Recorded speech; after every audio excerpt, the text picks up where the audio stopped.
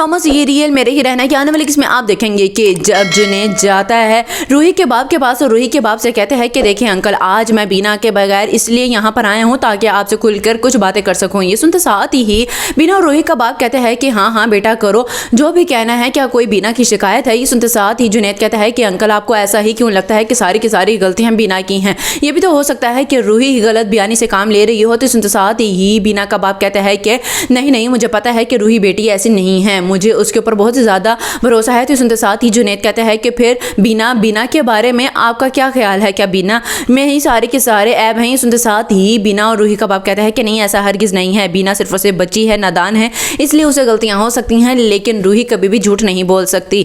ये सुनते साथ ही जुनैद कहता है कि आपको नहीं पता है कि रूही किस कदर बदल गई है और उसका असल चेहरा क्या है। दूसरे सीन में आप देखेंगे कि उधर लड़ती है रूही बीना से कि देखो बीना, तुम्हें क्यों समझ नहीं आ रही? तुम शायद भूल गई हो कि मैंने तुम्हें मना किया था कि तुम शादी ना करो। ये सुनते साथ ही बीना कहती है कि हाँ हाँ, वो भी इसलिए किया होगा मना क्योंकि आप नहीं चाहती थी कि मैं इतनी ज़्यादा ऐशो आराम की ज़िंदगी बसर कर सकूँ। ये सुनते साथ ही रूही कहती है कि तुम मुझे गलत क्यों समझने लग गई हो? मुझे यकीन नहीं आता कि मेरी गुड़िया इतनी जल्दी कैसे बदल गई है। ये सुनते साथ ही बीना कहती है कि यकीन तो मुझे नहीं आता है कि आप कैसे बदल चुकी हैं। खैर, अब जो भी है हमें अपने काम से काम रखना होगा, किसी के भी मामलात में दखलंदाजी नहीं करनी होगी। जैसा मैं कहूँगी इस घर की बड़ी बहू होने की हैसियत से वैसे ही करना होगा आपको। ये सुनते साथ ही रूही की आंखों में आंसू आ जाते हैं। लास्ट सीन में आप देखेंगे कि जब अनु की माँ अनु से कहती है कि अनु, तुम्हें पता है कि ये तो बीना बहुत ही ज़्यादा तेज़ निकली। सुनते साथ ही अनु कहती है कि क्या हुआ, अब क्या कर दिया इस बीना ने?